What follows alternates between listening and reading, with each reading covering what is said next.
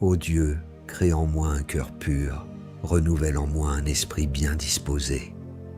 Déclare David dans le psaume 51, au verset 12. Et si le véritable obstacle à ton avancement n'était pas toujours ce qui se trouve devant toi, mais ce que Dieu désire encore transformer en toi, tu pries pour qu'une porte s'ouvre, pour qu'une saison difficile se termine, pour que ta destinée prenne une nouvelle direction. Pourtant, dans son amour, Dieu regarde plus profondément. Avant de changer ta position, il travaille tes dispositions. Avant de te confier davantage, il purifie tes motivations, guérit tes blessures, corrige tes réactions et fortifie ton caractère. Car Dieu ne veut pas seulement te conduire vers la promesse, il veut former en toi le cœur capable de la porter sans s'éloigner de lui. Si ce message rejoint ce que tu traverses, aime cette vidéo et abonne-toi à la chaîne Leader du Royaume afin de continuer à grandir dans la sagesse biblique et dans ta marche avec Jésus-Christ. Écris également dans les commentaires cette déclaration de foi. Seigneur, transforme mon cœur avant de changer ma situation. Dans cette vidéo, nous découvrirons pourquoi certaines attentes ne sont pas des abandons. Comment Dieu utilise les délais pour révéler ce qui demeure caché en nous. Et pourquoi la transformation intérieure précède souvent l'élévation extérieure. Reste jusqu'à la fin, car chaque vérité biblique te conduira vers des clés spirituelles capables de renouveler ta prière, ton discernement et ta communion avec Dieu. Nous terminerons également par une prière puissante afin de remettre ton cœur entre les mains du Seigneur. Ce que tu considères aujourd'hui comme un retard pourrait être l'atelier secret dans lequel Dieu prépare la personne que tu dois devenir. Dans toute la Bible, Dieu montre qu'il ne s'intéresse pas seulement à la destination de l'être humain, mais aussi à l'état de son cœur. Proverbes, chapitre 4, verset 23. Nous exhorte à garder notre cœur plus que toute autre chose, car de lui jaillissent les sources de la vie. Lorsque Samuel voulut choisir le futur roi d'Israël, selon son apparence, Dieu lui rappela, dans 1 Samuel, chapitre 16, verset 7, que l'homme regarde à ce qui frappe les yeux, tandis que l'Éternel regarde au cœur. David possédait encore des faiblesses, mais Dieu voyait dans lui un cœur qui pouvait être repris, brisé, restauré et ramené à l'obéissance. Jésus-Christ a enseigné cette même vérité. Dans Matthieu, chapitre 5, verset 8, il déclare que ceux qui ont le cœur pur verront Dieu.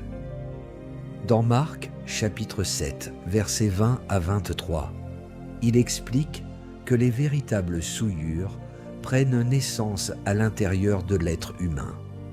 Cela signifie qu'une situation extérieure transformée ne suffit pas à produire une vie nouvelle si le cœur reste gouverné par l'orgueil, l'amertume, la peur ou la convoitise. Il faut toutefois éviter une mauvaise interprétation.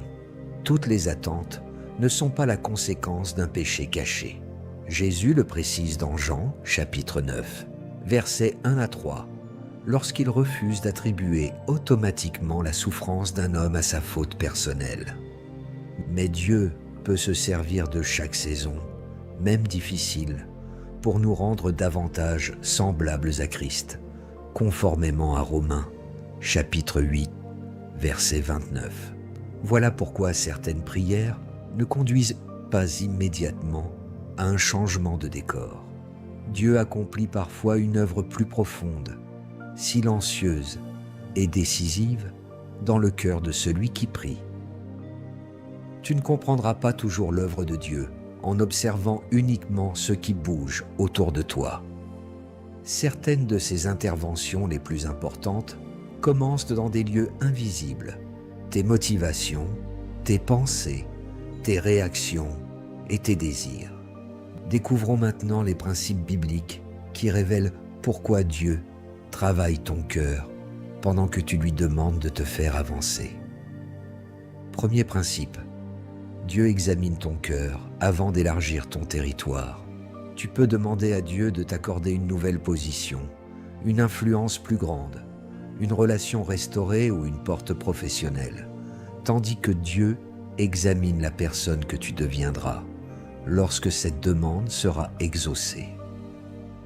L'être humain regarde naturellement la porte qu'il désire franchir, mais Dieu regarde le cœur qui la franchira. Il sait qu'une bénédiction placée entre les mains d'un cœur non préparé peut devenir un poids, une idole ou même une occasion de chute. Ce n'est donc pas par cruauté qu'il travaille profondément en toi, mais par amour et par sagesse. Lorsque Samuel se rendit dans la maison d'Isaïe pour oindre un roi, il fut impressionné par l'apparence d'Éliab. Pourtant, Dieu lui dit dans 1 Samuel, chapitre 16, verset 7, de ne pas considérer son apparence, ni la hauteur de sa taille, car l'Éternel ne regarde pas comme l'homme regarde.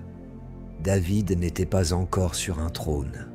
Il gardait des brebis dans le secret, mais son cœur avait appris à chercher Dieu, à affronter la solitude et à dépendre de sa présence. Le palais était encore loin de lui.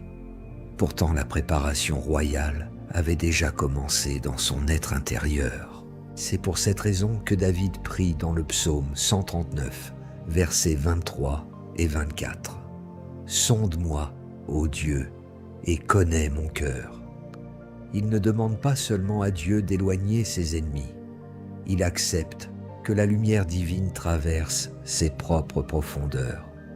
Cette prière exige du courage, car il est plus facile de demander à Dieu de changer les autres que de lui permettre de révéler ce qui doit changer en nous. Il est plus confortable de dénoncer les portes fermées que de reconnaître l'impatience, la jalousie ou la recherche d'approbation qui se cache parfois derrière notre désir d'avancer. Imagine un architecte devant construire plusieurs étages sur une maison. Avant de commencer, il examine les fondations. Ce contrôle peut sembler être un retard pour celui qui attend de voir les murs s'élever, mais l'architecte sait que l'expansion révélera impitoyablement toute faiblesse cachée. De même, Dieu ne s'arrête pas à ton potentiel apparent. Il fortifie tes fondations afin que ce qu'il construira avec toi ne s'effondre pas sous le poids du succès, de la pression ou de la visibilité. Proverbe, chapitre 4, verset 23, déclare que les sources de la vie jaillissent du cœur. Si la source est troublée, même une grande occasion sera contaminée par ce qui habite à l'intérieur. Mais lorsque le cœur est gardé, purifié et soumis à Christ, la bénédiction peut circuler sans devenir un poison. Avant de demander « Seigneur, quand vais-je avancer ?» ose donc demander « Seigneur, quel cœur veux-tu former en moi pour la prochaine étape ?» Cette question ouvre la porte au principe suivant, car l'attente ne révèle pas seulement la patience, elle met également les motivations en lumière. Deuxième principe, l'attente révèle les véritables motivations. Dans une saison d'attente, tes paroles peuvent rester spirituelles alors que tes motivations profondes commencent à remonter à la surface. Au commencement, tu dis que tu veux servir Dieu.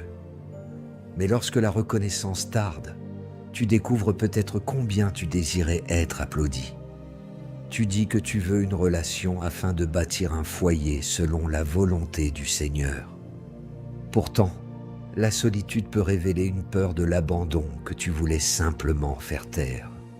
Tu demandes la prospérité pour devenir une bénédiction, mais le délai expose parfois ton besoin de prouver ta valeur. L'attente ne crée pas nécessairement ces réalités, elle les rend visibles. Moïse rappelle à Israël, dans Deutéronome, chapitre 8, verset 2, que Dieu l'a conduit pendant 40 années dans le désert afin de l'humilier, de l'éprouver et de connaître les dispositions de son cœur. Le désert n'était pas uniquement un espace entre l'Égypte et Canaan, il était une salle de révélation intérieure, Israël avait quitté géographiquement l'esclavage, mais l'esclavage n'avait pas encore entièrement quitté son cœur. À la moindre difficulté, le peuple regrettait l'Égypte, murmurait contre Moïse et doutait de la fidélité divine. La distance vers la promesse pouvait être parcourue rapidement, mais la transformation d'une mentalité d'esclave demandait une œuvre plus profonde. Jésus lui-même a dévoilé les motivations d'une foule qui le suivait. Dans Jean, chapitre 6, verset 26, il lui explique qu'elle le cherchait, non parce qu'elle avait compris les signes, mais parce qu'elle avait mangé du pain et avait été rassasiée. Ces personnes voulaient les bénéfices de sa puissance, sans nécessairement recevoir la vérité de sa seigneurie. Elles poursuivaient la main qui multipliait les pains, mais leur cœur n'était pas encore prêt à accueillir la parole exigeante du pain de vie. Dieu peut donc utiliser le délai pour purifier la raison pour laquelle tu veux avancer. Il ne cherche pas à étouffer ton ambition, mais à la sanctifier. Une ambition sanctifiée ne dit plus « Je veux réussir afin que les autres reconnaissent enfin ma valeur ». Elle dit « Je veux porter du fruit afin que le Père soit glorifié ». Jésus enseigne précisément dans Jean, chapitre 15, verset 8, que le Père est glorifié lorsque ses disciples portent beaucoup de fruits. Jacques, chapitre 1, versets 2 à 4, affirme que l'épreuve de la foi produit la persévérance et que cette persévérance doit accomplir parfaitement son œuvre. L'attente devient ainsi un miroir. Elle t'apprend ce qui gouverne ton âme lorsque tu n'obtiens pas immédiatement ce que tu désires. Si tu restes fidèle uniquement lorsque tout avance selon ton calendrier, ta fidélité dépend encore des résultats. Mais si tu continues à aimer, servir et obéir, alors que la réponse tarde, ton cœur apprend à préférer Dieu à ce qu'il peut donner. Cette purification prépare une guérison encore plus profonde, car certaines portes ne peuvent être franchies paisiblement, tant que les blessures du passé dirigent encore les réactions du présent. Troisième principe, Dieu guérit tes blessures avant de te confier une influence plus grande. Une blessure ignorée ne disparaît pas simplement parce que ta situation s'améliore. Elle peut rester silencieuse, puis parler à travers tes décisions, tes soupçons, ta colère ou ton besoin de contrôle. Une personne blessée peut recevoir une grande autorité et utiliser cette autorité pour se protéger, se venger ou imposer aux autres ce qu'elle-même a subi. Dieu ne veut pas seulement te sortir de la fosse, il veut t'empêcher la fosse de continuer à vivre en toi. Joseph reçut très jeune des rêves qui annonçaient une élévation. Pourtant, entre les rêves de Genèse, chapitre 37, versets 5 à 11, et son établissement en Égypte raconté dans Genèse, chapitre 41, se trouve la trahison, l'esclavage, l'injustice et la prison. Le texte biblique ne dit pas que chacune de ces injustices venait de Dieu. Ses frères ont agi par jalousie, et la femme de Potiphar a menti. Mais Dieu n'a pas abandonné Joseph dans ce qui lui arrivait. Sa présence l'a accompagné, comme le répète Genèse, chapitre 39, versets 2 et 21. Lorsque Joseph retrouve ses frères, il possède enfin le pouvoir de leur rendre le mal qu'ils lui ont fait. C'est alors que la véritable maturité de son cœur apparaît. Dans Genèse, chapitre 45, versets 5 à 8, il reconnaît que Dieu a su transformer son parcours en moyen de préservation. Plus tard, dans Genèse, chapitre 50, verset 20, il déclare que ses frères avaient jamais médité de lui faire du mal, mais que Dieu l'avait changé en bien. Joseph ne nie pas la culpabilité de ses frères. Il refuse simplement de laisser leur faute devenir le maître de son avenir. Le pardon biblique n'appelle pas le mal bien. Il ne supprime pas automatiquement les limites nécessaires et ne commande pas de retourner dans une relation dangereuse sans sagesse.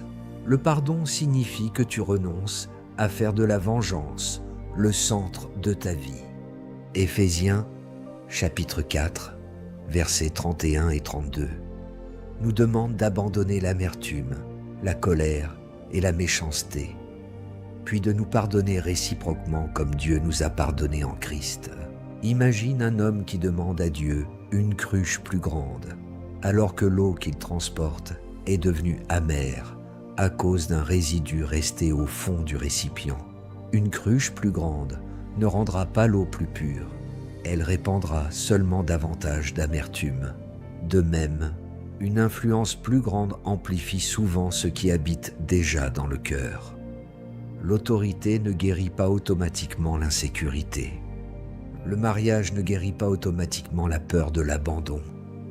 La visibilité ne guérit pas le sentiment d'infériorité.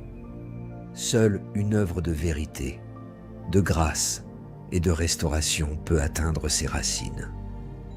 Laisse donc le Seigneur toucher les souvenirs que tu utilises encore pour justifier tes réactions.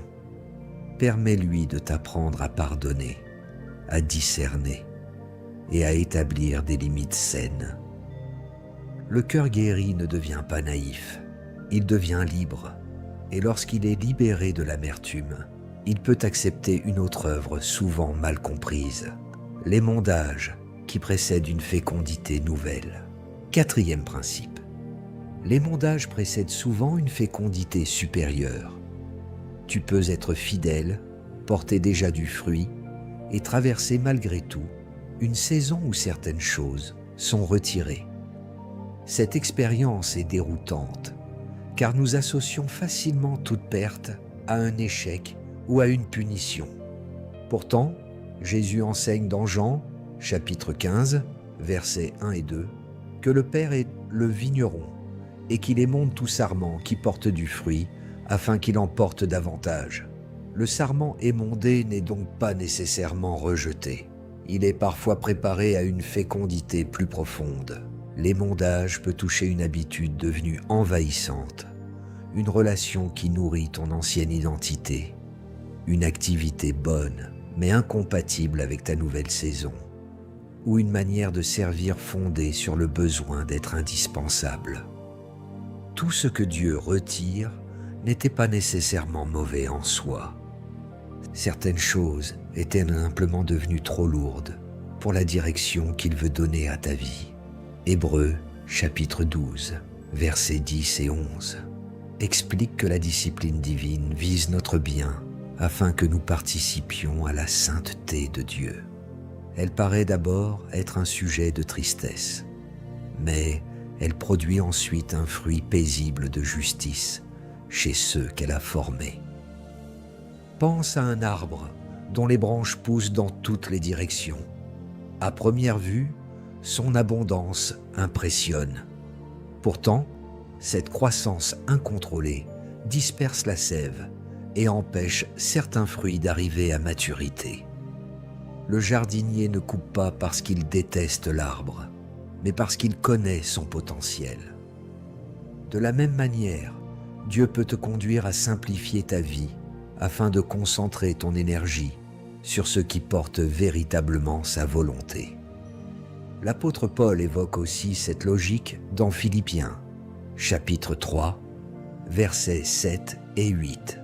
Il considère comme une perte ce qui représentait autrefois un gain à cause de l'excellence de la connaissance de Jésus-Christ. Paul ne devient pas vide, il devient recentré. Il ne perd pas son identité. Il cesse de la construire sur ses performances religieuses, son statut et ses avantages humains. L'émondage révèle également la manière dont ton cœur réagit lorsque Dieu touche ce que tu croyais indispensable. Vas-tu t'accrocher à une ancienne méthode parce qu'elle t'a déjà donné des résultats? Vas-tu confondre fidélité à Dieu et fidélité à une habitude? Ésaïe, chapitre 43, versets 18 et 19, appelle le peuple à ne pas rester prisonnier des événements passés, car Dieu annonce une chose nouvelle. Ne maudis donc pas trop vite la saison qui réduit ton agitation et réorganise tes priorités. Demande plutôt au Seigneur ce qu'il veut rendre plus fécond. Ce qui tombe n'est pas toujours ta destinée. Cela peut être ce qui empêchait ta destinée de mûrir. Après l'émondage vient toutefois une question décisive. Que fais-tu lorsque personne ne regarde ? Car la prochaine étape se prépare rarement sous les projecteurs. 5e principe. La fidélité dans le secret prépare l'autorité visible. Beaucoup désirent l'élévation, mais peu accordent de la valeur aux responsabilités cachées qui la précèdent. Pourtant, le royaume de Dieu accorde une importance profonde à la fidélité dans les petites choses.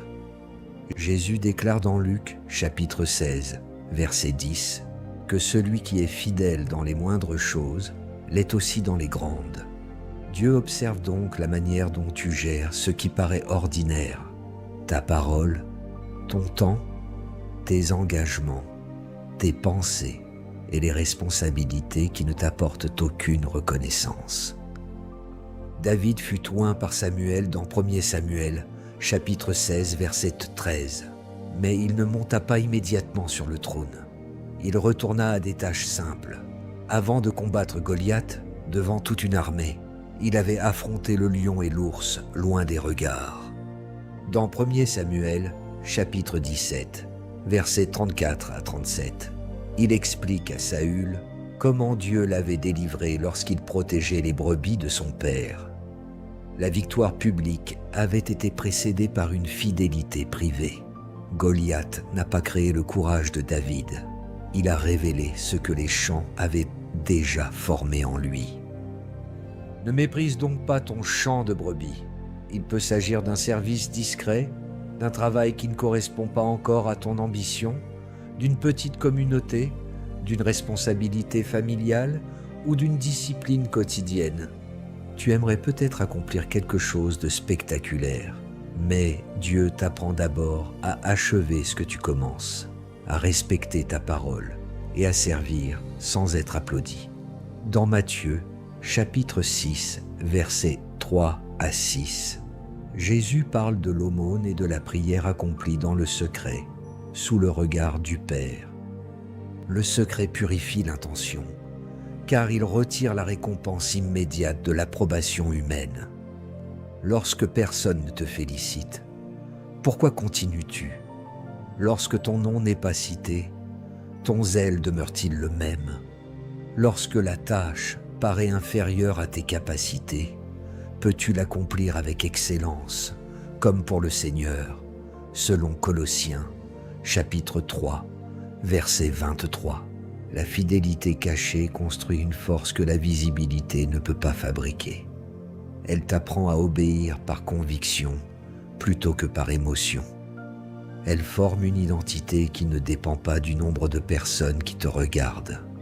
Elle te rend stable lorsque l'admiration arrive, car tu sais déjà que ta valeur ne vient pas des applaudissements.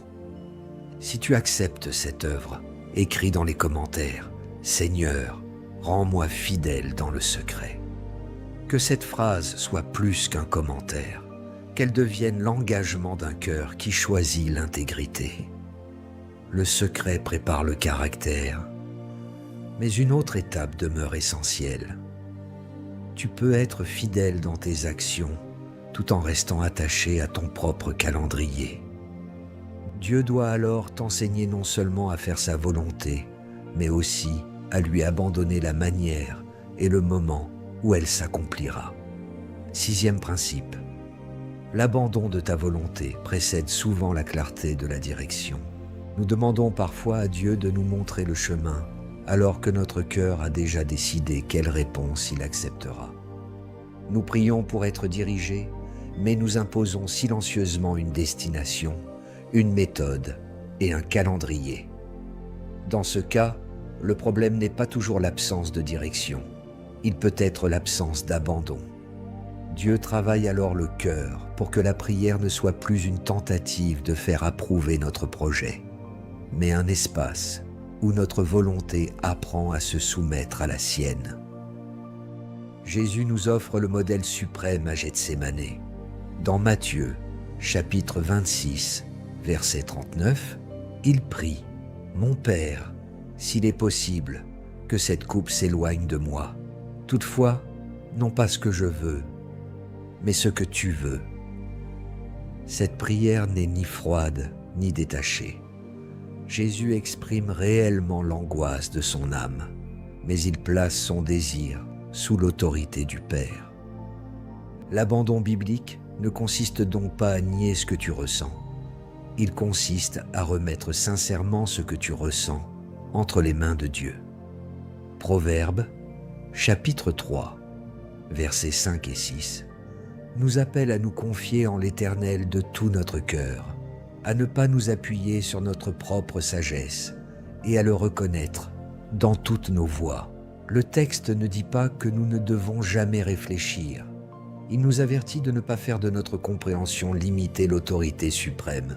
Tu peux analyser une situation avec sagesse, tout en laissant à Dieu le droit de corriger tes conclusions. Imagine un voyageur tenant une carte ancienne.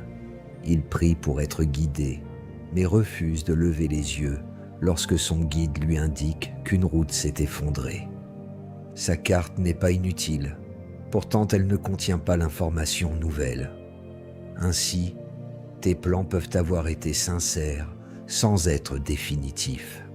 Ton expérience peut t'aider sans remplacer la direction du Saint-Esprit. Romains, chapitre 12, versets 1 et 2, associe la découverte de la volonté de Dieu à la consécration de la vie et au renouvellement de l'intelligence. Le discernement ne vient pas seulement d'un signe extérieur, il grandit dans une pensée transformée.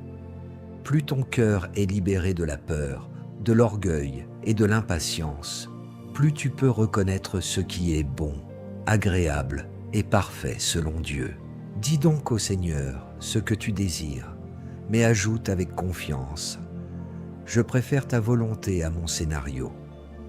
Cette phrase n'annule pas la foi, elle la purifie. L'abandon ouvre le cœur à une vérité encore plus grande. L'œuvre intérieure de Dieu n'est pas une interruption de ta réponse. Elle peut constituer la partie la plus précieuse de cette réponse. Septième principe. La personne que tu deviens fait partie de l'exaucement. Tu mesures peut-être l'exaucement par l'apparition d'un résultat visible. Une porte ouverte, une guérison, une restauration, une provision ou une nouvelle saison. Mais Dieu voit également ce que la prière produit en toi. Si, pendant l'attente, tu deviens plus patient, plus humble, plus vrai, plus compatissant et plus attaché à Christ, ta prière n'est pas restée stérile. Même si tu n'as pas encore reçu tout ce que tu espères, une réponse profonde a déjà commencé. Paul écrit aux Galates, dans Galates, chapitre 4, verset 19, qu'il éprouve de nouveau les douleurs de l'enfantement jusqu'à ce que Christ soit formé en eux. Son objectif ne se limite pas à améliorer leurs circonstances religieuses. Il veut voir le caractère de Jésus prendre forme dans leur manière de penser et de vivre. Voilà le cœur du projet divin. Non seulement t'amener quelque part, mais former Christ en toi. Romains, chapitre 8, versets 28 et 29, est souvent cité pour affirmer que toute chose concourt au bien de ceux qui aiment Dieu. Le verset suivant précise la nature de ce bien, être rendu semblable à l'image du Fils. Le bien biblique ne signifie donc pas toujours confort immédiat ou succès selon nos critères. Il comprend la transformation qui nous rend davantage semblables à Jésus. Considère une graine enfouie sous la terre. Pour l'observateur impatient, rien ne se passe. Pourtant, son enveloppe s'ouvre, une racine cherche la profondeur et une vie nouvelle s'organise dans l'obscurité. Si l'on retirait constamment la graine de la terre pour vérifier sa progression, on interromprait son développement. Certaines saisons de ta vie ressemblent à cette profondeur cachée. Tu ne vois pas encore la tige, mais Dieu travaille les racines. Philippiens chapitre 2, verset 13, déclare que Dieu produit en nous le vouloir et le faire selon son dessein bienveillant. Il ne travaille pas seulement autour de nous, il agit en nous. Il transforme progressivement nos affections, nos choix et notre capacité d'obéir. Cette œuvre n'élimine pas notre responsabilité, mais elle nous rappelle que nous ne sommes pas seuls dans le processus. Ne réduis donc pas ta prière à la question « Ai-je obtenu ce que j'ai demandé ?» Demande également « Qui suis-je en train de devenir en présence de Dieu ?» Peut-être priais-tu seulement pour sortir rapidement d'une saison, alors que Dieu t'y apprend une profondeur que tu n'aurais jamais cherchée volontairement. L'exaucement visible viendra selon sa volonté, mais la formation intérieure possède déjà une valeur éternelle. Et lorsque cette perspective s'ouvre, certaines vérités cachées des Écritures deviennent enfin compréhensibles. Nous avons vu comment Dieu examine, purifie, guérit et fortifie le cœur. Mais les Écritures vont encore plus loin. Elles révèlent que certaines expériences interprétées comme des refus peuvent devenir des lieux de formation et que certaines bénédictions attendues constituent elles-mêmes des tests. Approchons maintenant ces vérités avec humilité, sans simplifier la souffrance, ni accuser celui qui traverse l'attente. Première vérité, l'exaucement peut révéler ton cœur autant que l'attente. Nous pensons souvent que seule l'attente met la foi à l'épreuve. Pourtant, recevoir ce que nous avons demandé peut également révéler l'état de notre cœur. Avant l'exaucement, nous promettons de rester reconnaissants, généreux et disponibles pour Dieu. Mais lorsque la porte s'ouvre, la bénédiction commence à occuper notre temps, nos pensées et notre affection. Ce que nous appelions autrefois un témoignage peut devenir une nouvelle source d'indépendance. Anne offre un exemple différent. Dans 1 Samuel, chapitre 1, verset 11, elle demande un fils et promet de le consacrer à l'Éternel. Lorsqu'elle reçoit Samuel, elle n'oublie pas la parole prononcée dans la douleur. Dans 1 Samuel, chapitre 1, versets 27 et 28, elle affirme avoir prié pour cet enfant et le prête à l'Éternel pour tous les jours de sa vie. L'exaucement révèle chez elle un cœur capable de recevoir sans s'approprier absolument le don. Cette vérité corrige une idée reçue. Obtenir ce que tu veux ne résout pas automatiquement tes combats intérieurs. L'argent ne produit pas la générosité. Il lui donne simplement davantage de moyens de s'exprimer. L'influence ne crée pas l'humilité. Elle révèle souvent si elle était véritable. Une relation ne construit pas automatiquement une identité stable. Elle peut exposer une dépendance affective déjà présente. Dans Luc, chapitre 17, versets 11 à 19, Jésus guérit 10 lépreux, mais un seul revient pour rendre gloire à Dieu. Tous ont reçu la guérison, pourtant un seul transforme l'exaucement en adoration. Les 9 autres ont peut-être été emportés par la joie légitime de retrouver leur vie. Mais le Samaritain comprend que le don doit le ramener au donateur. Le bénéfice spirituel de cette vérité est immense. Elle t'apprend à préparer ta fidélité avant l'exaucement. Décide dès maintenant que la porte ouverte ne remplacera pas ta communion avec Dieu. Établis avant l'augmentation les principes qui gouverneront tes ressources. Apprends avant la visibilité à recevoir les compliments sans en faire ta nourriture. Demande au Seigneur un cœur semblable à celui d'Anne, capable de célébrer le don tout en reconnaissant qu'il vient de Dieu. Ce que tu remets au Seigneur n'est pas perdu. Cela est replacé dans son véritable ordre. Mais lorsque l'exaucement tarde et que le ciel semble silencieux, une autre vérité doit protéger ton âme du découragement. Deuxième vérité, le silence de Dieu n'est pas nécessairement son absence. Il existe des saisons où tu pries sans percevoir de réponse claire. Tu lis la Bible, tu cherches Dieu, mais rien ne semble bouger. Dans ces moments, l'âme peut interpréter le silence comme un rejet Pourtant, la Bible montre que des croyants fidèles ont traversé cette expérience sans que Dieu les ait abandonnés. Dans le psaume 13, versets 2 et 3, David demande jusqu'à quand l'Éternel l'oubliera et lui cachera sa face. Il ne maquille pas sa détresse, mais au verset 6, il affirme encore sa confiance dans la bonté de Dieu. La foi biblique ne consiste donc pas à prétendre que le silence ne fait pas mal. Elle choisit de continuer à s'appuyer sur le caractère de Dieu lorsqu'elle ne comprend pas encore son action.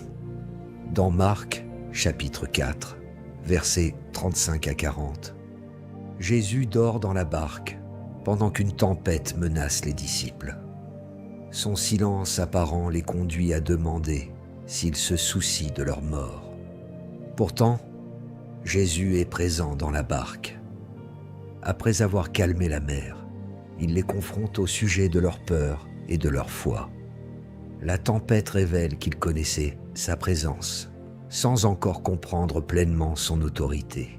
Il serait dangereux d'affirmer que tout silence vient d'une intention particulière que nous pourrions expliquer avec certitude.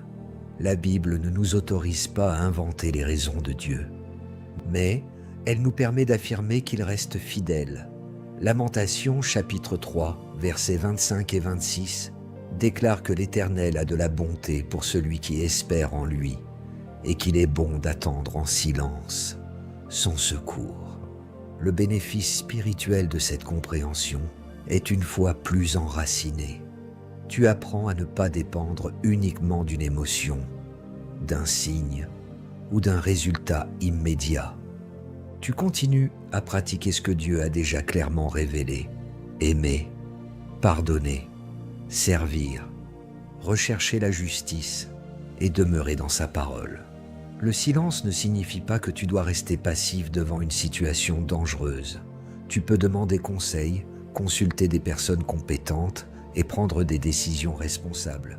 Mais tu refuses de transformer ton incompréhension en accusation contre Dieu. Tu demeures près de lui, car son silence apparent n'annule ni sa présence, ni sa fidélité. Parfois même, cette saison réduit les faux appuis afin de révéler la puissance de sa grâce. Troisième vérité, Dieu peut réduire tes appuis avant d'élargir ton impact. Dans la logique humaine, avancer signifie généralement accumuler davantage de ressources, de relations, de visibilité et de contrôle. Pourtant, certaines victoires bibliques commencent par une réduction. Dieu ne glorifie pas le manque pour lui-même et ne condamne pas les ressources.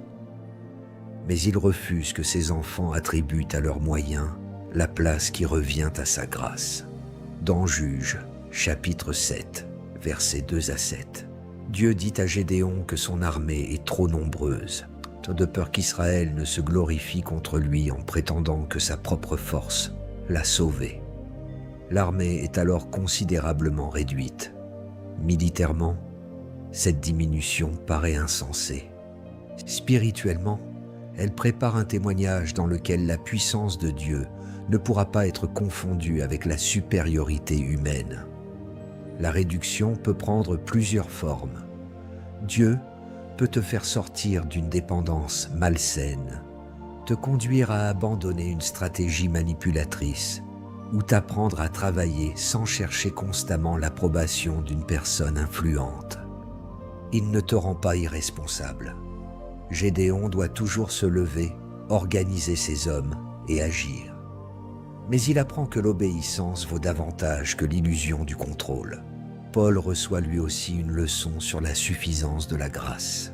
Dans 2 Corinthiens, chapitre 12, versets 9 et 10, le Seigneur lui déclare que sa grâce lui suffit et que sa puissance s'accomplit dans la faiblesse.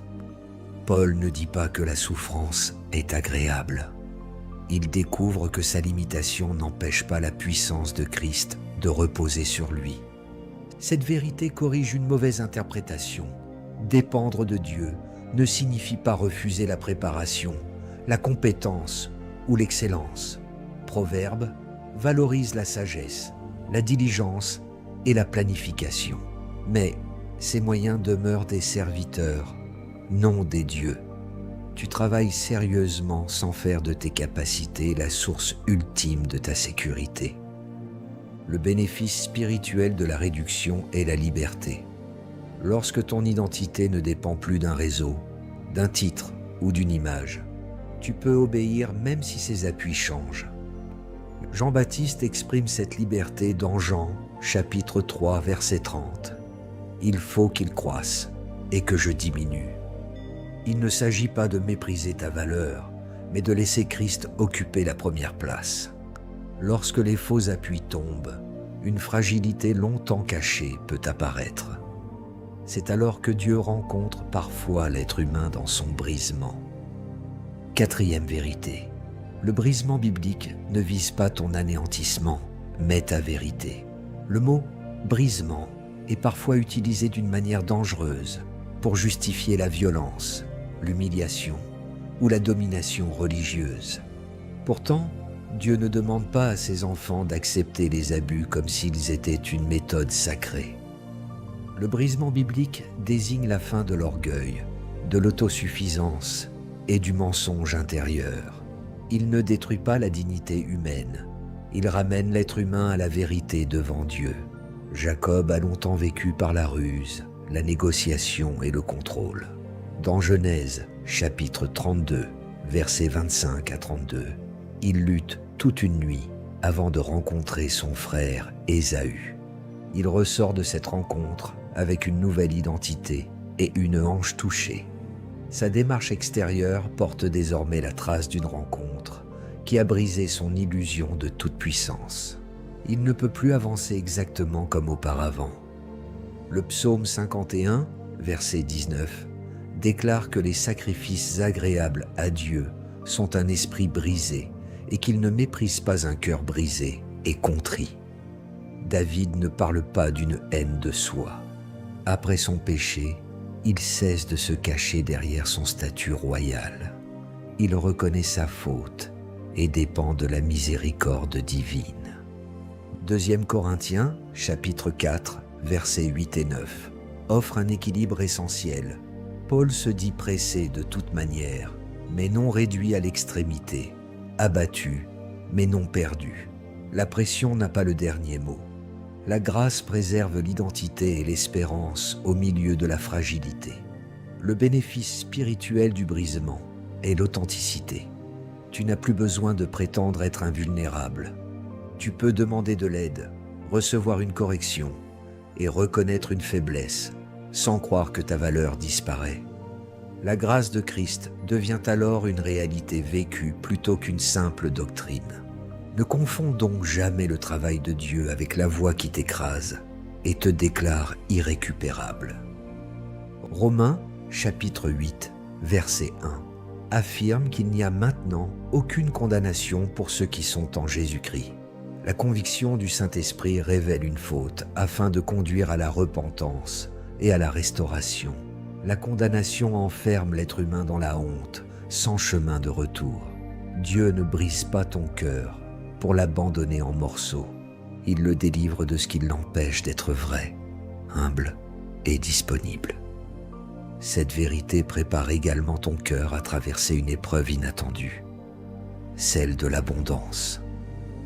5e vérité. La bénédiction éprouve le cœur autant que l'adversité. Dans l'épreuve, tu sais que tu as besoin de Dieu. Dans l'abondance, tu peux commencer à croire que tu te suffis à toi-même. C'est pourquoi Moïse avertit Israël dans Deutéronome, chapitre 8, versets 11 à 14, de ne pas oublier l'Éternel lorsque le peuple mangera à satiété, bâtira de belles maisons et verra ses biens se multiplier. Le danger n'est pas la maison, la nourriture ou la prospérité. Le danger est le cœur qui s'élève et oublie la source de sa grâce. Jésus raconte, dans Luc, chapitre 12, versets 16 à 21, l'histoire d'un homme riche dont les terres ont beaucoup rapporté. Cet homme agrandit ses greniers et parle à son âme, comme si l'accumulation lui garantissait de longues années. Jésus ne condamne pas la productivité de ses terres. Il dénonce une vie centrée sur elle-même, riche pour soi et pauvre devant Dieu. La bénédiction révèle ce que tu fais lorsque tu disposes enfin de choix. Restes-tu généreux lorsque tu peux conserver davantage? Restes-tu accessible lorsque ton influence augmente? Continues-tu à prier lorsque les urgences diminuent? Respectes-tu ceux qui ne peuvent rien t'offrir en retour? Voilà pourquoi Agur prie dans Proverbes, chapitre 30, versets 8 et 9, de ne recevoir ni pauvreté ni richesse, mais la nourriture nécessaire, de peur qu'étant rassasié, il ne renie Dieu. Cette vérité ne doit pas produire une peur maladive de réussir. Dieu peut confier des ressources à des croyants afin qu'ils servent, créent, emploient, secourent et soutiennent son œuvre. Mais il veut que l'abondance passe par un cœur gouverné par l'amour. 1 Timothée, chapitre 6, versets 17 à 19.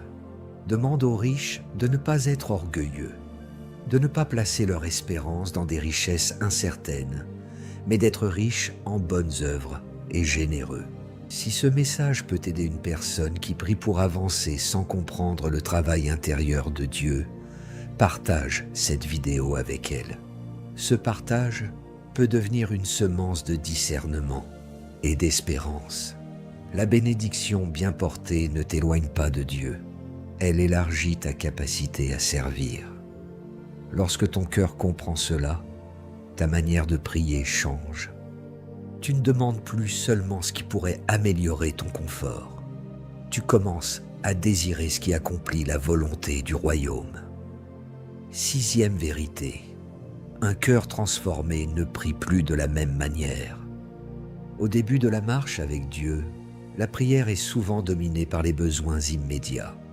Cette sincérité n'est pas condamnable. Jésus lui-même nous enseigne à demander notre pain quotidien dans Matthieu, chapitre 6, verset 11. Mais à mesure que le cœur mûrit, la prière s'élargit. Elle ne demande plus seulement « Seigneur, donne-moi ce que je veux ». Elle demande « Seigneur, apprends-moi à vouloir ce qui t'honore ».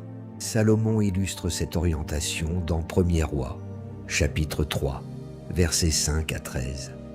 Lorsque Dieu l'invite à demander ce qu'il désire, Salomon ne réclame ni une longue vie, ni la richesse, ni la mort de ses ennemis.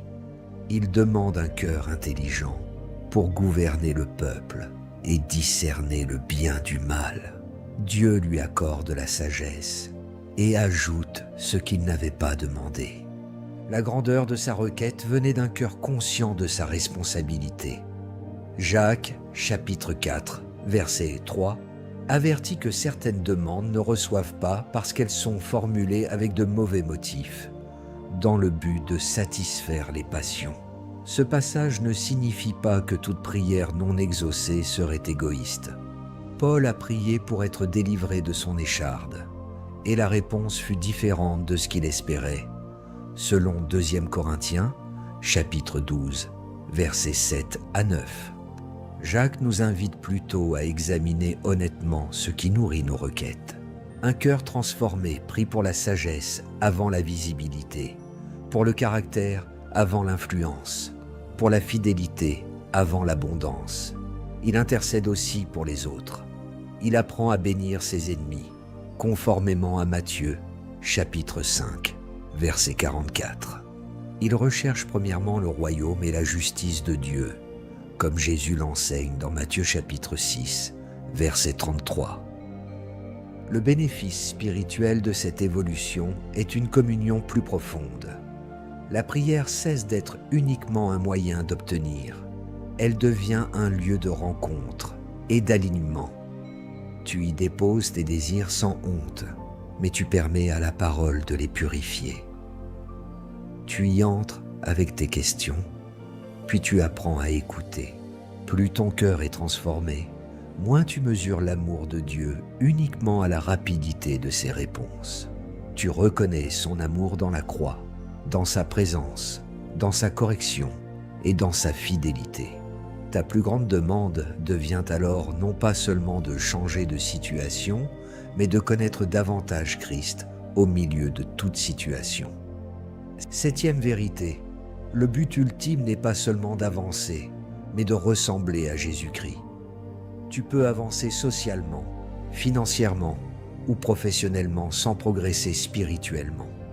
Tu peux gagner en visibilité tout en perdant la paix, obtenir une position tout en négligeant ton âme, ou atteindre un objectif en devenant plus dur envers les autres. Le mouvement n'est donc pas toujours synonyme de croissance. La question biblique n'est pas seulement « jusqu'où es-tu allé ?», elle est aussi « à qui ressembles-tu davantage ?» Romains chapitre 8, verset 29 affirme que le projet de Dieu est de rendre les croyants semblables à l'image de son Fils. Jésus est donc le modèle et le centre de la transformation. Le Saint-Esprit produit dans la vie du croyant le fruit décrit dans Galates chapitre 5, versets 22 et 23. L'amour, la joie, la paix, la patience, la bonté, la bienveillance, la fidélité, la douceur et la maîtrise de soi. Paul exprime sa priorité dans Philippiens chapitre 3, versets 8 à 10.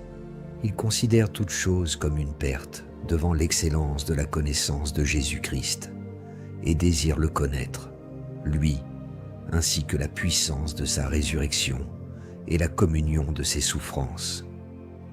Paul possédait une mission, mais sa mission ne remplaçait pas Christ. Son œuvre découlait de sa communion. Cette vérité corrige une spiritualité centrée uniquement sur la réussite. Jésus avertit dans Marc, chapitre 8, verset 36. « Que sert-il à un homme de gagner tout le monde s'il perd son âme ?» Il ne condamne pas l'accomplissement responsable.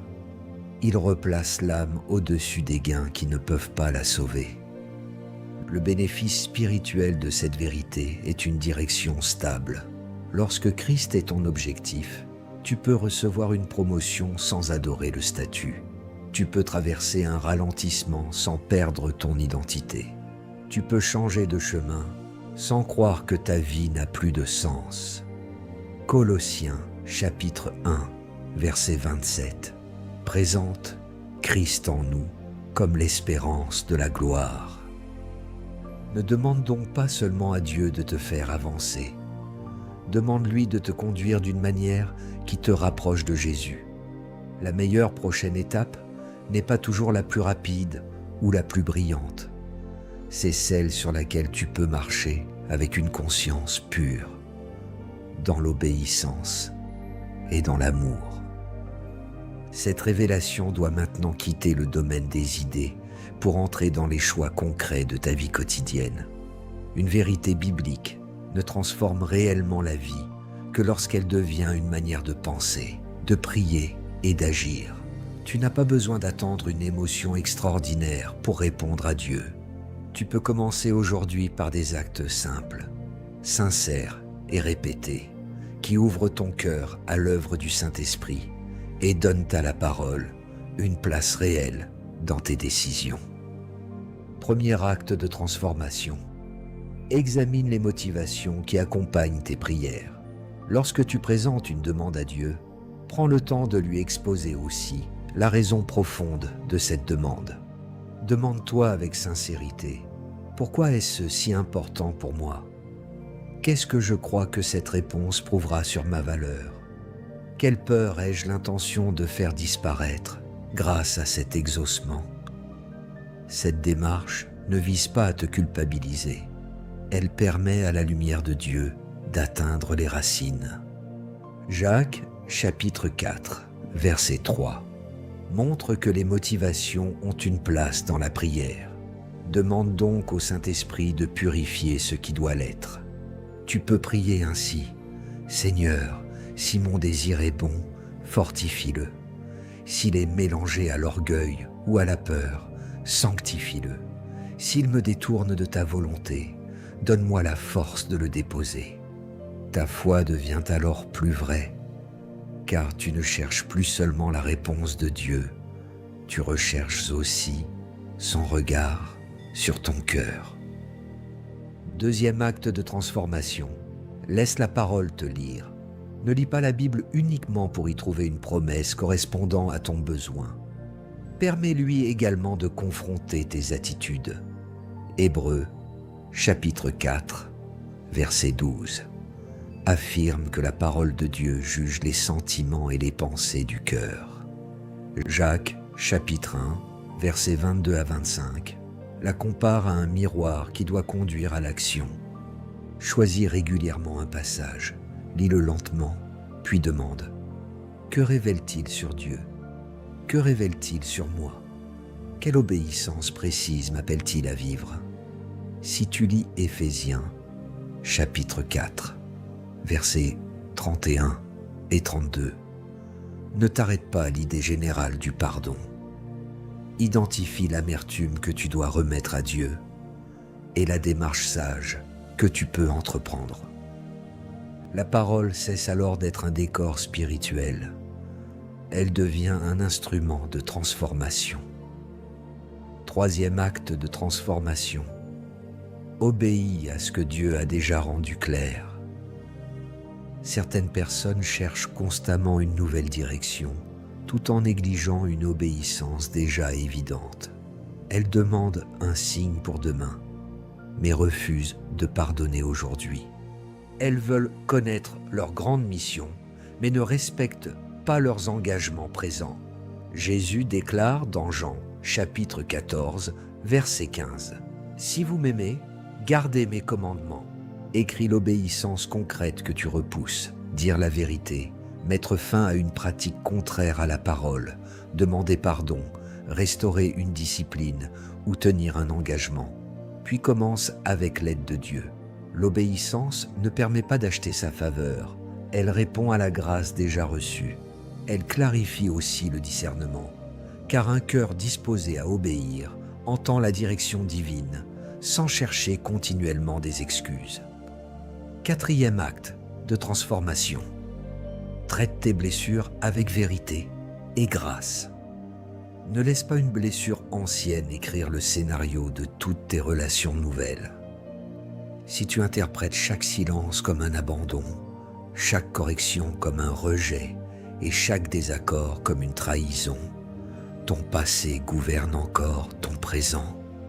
Psaume 147, verset 3, déclare que Dieu guérit ceux qui ont le cœur brisé et pansent leurs blessures. Cette guérison peut inclure la prière, le pardon et l'accompagnement de croyants mûrs. Elle peut aussi nécessiter l'aide d'un professionnel compétent lorsque la blessure est profonde. Chercher de l'aide n'est pas un manque de foi.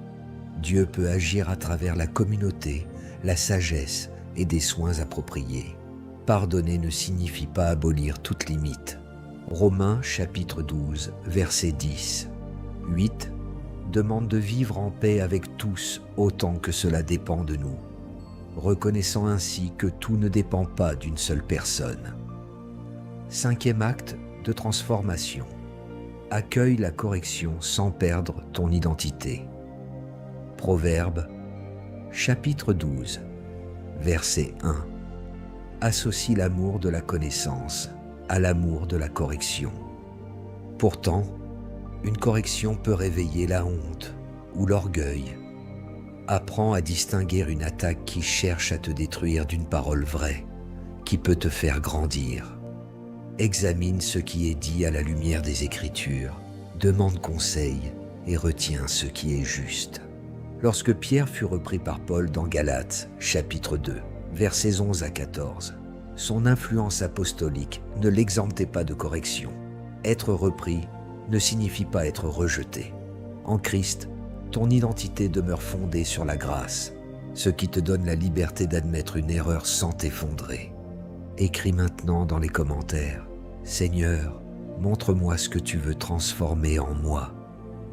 Que cette déclaration exprime un cœur enseignable, mais aussi enraciné dans l'amour de Dieu. Sixième acte de transformation. Construis une vie intérieure régulière. Le cœur ne se transforme pas uniquement pendant les moments spectaculaires. Il se forme dans la répétition des choix. Jésus se retirait pour prier, comme le rapporte Luc, chapitre 5, verset 16. Établis des temps réguliers de prière, de lecture biblique, de silence et d'examen de conscience. Ne transforme pas ces disciplines en performances destinées à impressionner Dieu. Reçois-les comme des espaces où tu demeures avec lui. Réduis aussi le bruit qui nourrit l'impatience et la comparaison. Tu ne peux pas garder ton cœur tout en lui donnant continuellement des contenus qui excitent la convoitise, la colère ou le sentiment d'infériorité. Philippiens, chapitre 4, verset 8, invite à diriger les pensées vers ce qui est vrai, honorable, juste, pur et digne d'approbation. 7e acte de transformation. Mesure ta croissance par le fruit de l'esprit. Ne mesure pas uniquement ton progrès au nombre de portes ouvertes. Observe ce qui se passe dans tes réactions. Es-tu plus patient lorsqu'un projet ralentit? Plus doux lorsque tu es contredit? Plus fidèle lorsque personne ne te voit? Plus maître de toi lorsque l'émotion monte? Galates, chapitre 5, versets 22 et 23, présente ces qualités comme le fruit de l'esprit. Cette manière de mesurer transforme ta foi, car tu reconnais l'action de Dieu avant même que la situation change. Elle transforme ta prière, qui devient plus honnête. Elle affine ton discernement, car tu ne confonds plus agitation et direction. Elle assainit tes relations, car tu cesses d'utiliser les autres pour combler tes vides. Elle approfondit enfin ta marche avec Dieu, car Jésus devient ton trésor et non un simple moyen d'atteindre tes objectifs. Écoute maintenant cette histoire. Elle n'est pas tirée des Écritures, mais elle illustre une vérité profondément biblique sur la manière dont le cœur doit être préparé à recevoir ce qu'il demande. Dans une vallée éloignée vivait un jeune cultivateur nommé Éliam. Son champ se trouvait au pied d'une montagne, près d'un vaste réservoir appartenant à un roi. Chaque année, pendant la saison sèche, Éliam regardait ses plantes se courber sous la chaleur. Il savait qu'au-delà de la colline se trouvait assez d'eau pour rendre sa terre fertile. Il se rendit donc auprès du roi et lui demanda « Ouvre-moi la grande porte du réservoir. Si l'eau atteint mon champ, je pourrai nourrir ma famille et partager ma récolte avec tout le village. » Le roi écouta sa demande, puis lui confia une pioche, une pelle et une lampe. « Retourne dans ta vallée, lui dit-il. Nettoie l'ancien canal qui relie le réservoir à ton champ. Lorsque le canal sera prêt, je ferai ouvrir la porte. » Éliam repartit déçu. Il avait demandé de l'eau, mais il avait reçu des outils. Il avait espéré entendre le bruit de la rivière, mais le roi lui demandait de creuser dans une terre dure. Malgré son incompréhension, il commença le travail. Sous les premières couches de poussière, il trouva des pierres. Plus loin, il découvrit des racines épaisses qui avaient envahi le passage. Certaines provenaient d'arbres que son père avait autrefois refusé de couper. Éliam se dit « Pourquoi le roi ne peut-il pas simplement ouvrir la porte ? La force de l'eau emportera bien tous ces obstacles. » Un vieux serviteur du roi, venu inspecter le canal, lui répondit « La force de l'eau n'emportera pas seulement les pierres. Si le passage reste fragile, elle brisera ses bords, inondera les maisons et détruira le champ que tu veux sauver. Ce que tu appelles un retard est une protection. » Éliam comprit alors que sa demande était bonne, mais que le chemin destiné à recevoir la réponse ne l'était pas encore. Il poursuivit le travail. Il retira les pierres de l'orgueil, car il avait secrètement rêvé de devenir le cultivateur le plus admiré de la vallée. Il arracha les racines de l'amertume, car il accusait depuis longtemps son père de lui avoir laissé une terre difficile. Il renforça les bords du canal, apprenant la patience, l'humilité et la fidélité. Plusieurs semaines passèrent. Ses voisins se moquèrent de lui. « Ton roi t'a oublié. Tu creuses un canal pour une eau qui ne viendra jamais. » Mais Eliam se souvenait de la parole reçue. Chaque matin, il reprenait ses outils. Chaque soir, il allumait la lampe pour vérifier les fissures. Un jour, le vieux serviteur revint. Il parcourut tout le canal et déclara : « Maintenant, le passage est prêt. » Au lever du soleil, la porte du réservoir s'ouvrit. L'eau descendit avec puissance, mais elle ne détruisit rien. Elle suivit le chemin préparé, pénétra dans la terre et rendit la vallée féconde. Eliam tomba à genoux. Il comprit que le roi avait répondu dès le premier jour, non en ouvrant immédiatement la porte, mais en lui donnant les outils nécessaires pour recevoir la rivière sans être détruit par elle. Ton cœur ressemble parfois à ce canal. Tu demandes à Dieu d'ouvrir le réservoir, mais Jésus veut retirer ce qui bloque le passage et fortifier ce qui pourrait céder sous la pression. Ne rejette pas les outils parce qu'ils ne ressemblent pas à l'exaucement attendu. La vérité, la correction, le pardon et l'obéissance peuvent être la première forme de la réponse. Jésus déclare dans Jean chapitre 7, verset 38, que des fleuves d'eau vive couleront du cœur de celui qui croit en lui. Approche-toi donc de Christ. Il ne veut pas seulement verser une bénédiction sur ta vie. Il veut devenir en toi la source d'une vie nouvelle. Suis-le avec foi. Laisse sa grâce nettoyer le canal de ton cœur. Et ce qu'il fera en toi pourra un jour couler à travers toi pour bénir beaucoup d'autres personnes. Tu priais peut-être pour avancer, mais tu comprends maintenant que l'œuvre intérieure de Dieu n'est pas secondaire. Il examine tes motivations, guérit tes blessures, émonde ce qui disperse ta vie, forme ta fidélité dans le secret et t'apprend à abandonner ton calendrier. Il peut utiliser l'attente sans être l'auteur du mal, transformer ce qui voulait te détruire et faire grandir en toi le caractère de Jésus-Christ. Ne demande plus seulement « Quand ma situation changera-t-elle ?» Demande aussi « Seigneur, que veux-tu former en moi pendant cette saison ?» Ne méprise pas le travail caché. Une racine profonde ne reçoit aucun applaudissement. Pourtant, elle rend l'arbre capable de résister à la tempête et de porter durablement du fruit. Mets immédiatement en pratique ce que tu as entendu. Examine une motivation. Obéis à une vérité déjà claire. Engage une démarche de pardon.